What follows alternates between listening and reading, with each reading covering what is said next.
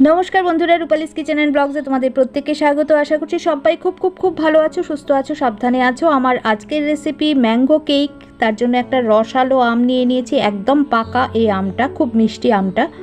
এই আমটাকে আমি ছোট্ট ছোট্ট টুকরো করে কেটে নিয়েছি। এবার একটা মিক্সিং জারে আমি দিয়ে দিচ্ছি 2 টেবিল স্পুনের মতো রিফাইন্ড অয়েল। এবার আমি এর মধ্যে দিয়ে দেব 3 টেবিল স্পুন চিনি। যেহেতু আমটা খুব মিষ্টি সেই জন্য আমি চিনিটা 3 টেবিল স্পুন দিলাম। দিয়ে দিচ্ছি আমের টুকরোগুলো, এখানে 1 কাপের মতো কিন্তু আমের টুকরো হয়েছে। এবার এগুলোকে একটা পিউরি করে নেব।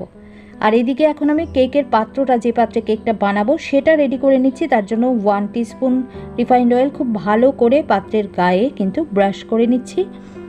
এবার উপর থেকে ছড়িয়ে দিচ্ছি সামান্য একটু ময়দা, 1 টিস্পুনের মতো ময়দা ছড়িয়ে ভালো করে পাত্রটার গায়ে ঠিক এরকম করে আমি লাগিয়ে নিচ্ছি। এক্সট্রা ময়দাটা আমি ঝেড়ে ফেলে দিয়েছি। আর আমার কেক বানানোর পাত্রটা একদম রেডি হয়ে গেছে। এবার যে পিউরিটা তৈরি করেছি সেটা একটা বড় পাত্রে ঢেলে নিলাম। আমি কিন্তু জল ছাড়া এই আমের পিউরিটা তৈরি করেছি। এবার আমি এর মধ্যে দিয়ে দেব 3 টেবিল স্পুনের মতো ময়দা।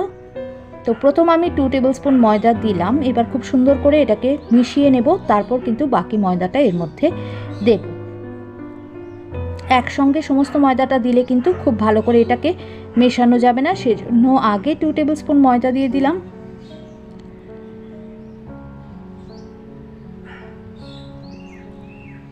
ভালো করে মিশিয়ে নিচ্ছি। এবার আমি বাকি 1 টেবিল স্পুন ময়দাটা অ্যাড করলাম। আবারও খুব ভালো করে এটাকে মিশিয়ে নিচ্ছি।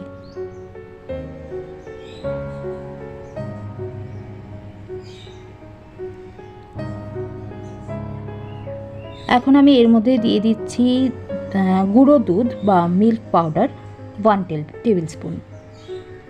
গুঁড়ো দুধটা দিয়ে খুব সুন্দর করে আবারও মিশিয়ে নিচ্ছি।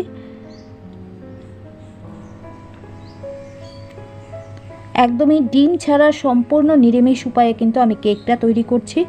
এখন দিয়ে দিচ্ছি বেকিং সোডা 1/4 টিস্পুন, দিয়ে দিচ্ছি বেকিং পাউডার 1 টিস্পুন। সেম রেশিওতে তোমরা যদি এটা তৈরি করো সত্যি কিন্তু খেতে দুর্দান্ত হবে। এবার দিয়ে দেব এর মধ্যে ভিনেগার 1 টিস্পুন। সমস্ত কিছু খুব সুন্দর করে মিশিয়ে নিতে হবে। একটু সময় নিয়ে, মিনিট 5 সময় নিয়ে আমি একটা হ্যান্ড হুইস্কের সাহায্যে সমস্ত কিছু মিশিয়ে নিচ্ছি।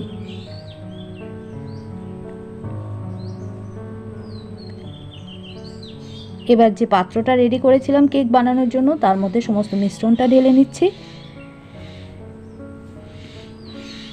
একটুখানি ড্যাব ড্যাব করে এটাকে সেট করে নিচ্ছি যেন ভেতরে কোনো বাতাস না থাকে। এবার একটা বড় কড়া বসিয়ে তার মধ্যে একটা স্ট্যান্ড বসিয়ে এটাকে 5 মিনিটের জন্য হাই ফ্লেমে আমি গরম করে নিলাম।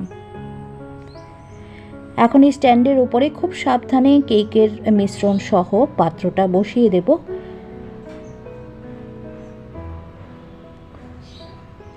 ওপর থেকে ছড়িয়ে দিচ্ছি কিছু কাজু বাদাম কুচি আর কিশমিশ কুচি। এবার এটাকে ঢেকে আমি কিন্তু 30 মিনিটের জন্য মিডিয়াম ফ্লেমে রান্না হতে দেব। আর এই যে ফুটোটা তোমরা দেখতে পাচ্ছ ঢাকনাটার গায়ে, তার মধ্যে একটা কাগজ ঢুকিয়ে ফুটোটাকে বন্ধ করে দিলাম।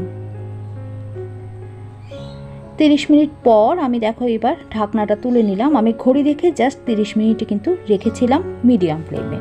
একটা ছুরি ঢুকিয়ে চেক করে নিলাম কেকটা হয়েছে কিনা। ছুরির গায়ে কিছু লেগে নেই, মানে আমার কেকটা একদম রেডি হয়ে গেছে। নামিয়ে নিলাম পাত্রটা খুব সাবধানে।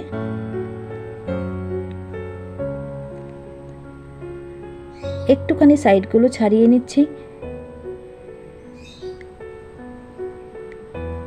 এবার আমি কেকটাকে ঢেলে নিচ্ছি আমার প্লেটে।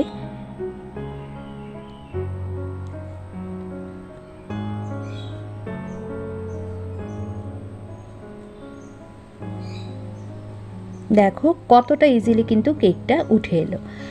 আর আমার এই ম্যাঙ্গো কেক অনেকটাই স্পঞ্জি হয়েছে, তোমরা দেখেই বুঝতে পারছো। তো রেডি হয়ে গেল আমার হোমমেড ম্যাঙ্গো কেক। তো রেসিপিটা কেমন লাগলো অবশ্যই কমেন্ট করে জানিও। ভালো লাগলে একটা লাইক করে দিও, শেয়ার করো ভিডিওটা ফ্রেন্ডস অ্যান্ড ফ্যামিলির সঙ্গে, আর অবশ্যই সাবস্ক্রাইব করে কিন্তু আমার পাশে থেকে যেও। নমস্কার সবাইকে।